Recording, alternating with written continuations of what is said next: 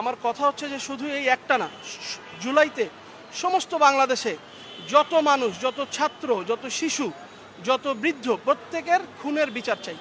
এবং আমি শুরু করলাম, অনেকেই হয়তো ভয় পাচ্ছে, শেখ হাসিনার বিরুদ্ধে মামলা করতে চায় না, অনেকেই হয়তো মনে করছে যে তার অনেক ক্ষতি হবে। আমাকে অনেকেই মামলার আগে বলেছিলেন যে তুমি এটাতে যেও না, কিন্তু শুধুমাত্র বিবেকের তাড়নায় যে এই ছেলেটাকে কেউ কোনোদিন অ্যাটেনশনই দিল না, একটা লোক মারা গেল মাথায় গুলি খেয়ে, কেউ কিছু বললো না, গেলও না তার বাড়িতে, এই জন্যই আমি এই বিবেকের তাড়নায় মামলাটা করলাম।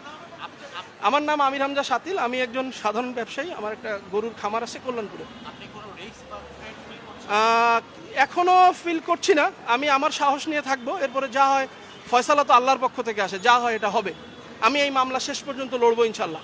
মোহাম্মদপুরের বছিলায় 40 ফিট রাস্তার উপরে যে মামলার যে ভিকটিম একজন মুদি দোকানদার আবু সাইদ, সে রাস্তা পার হওয়ার সময় পুলিশের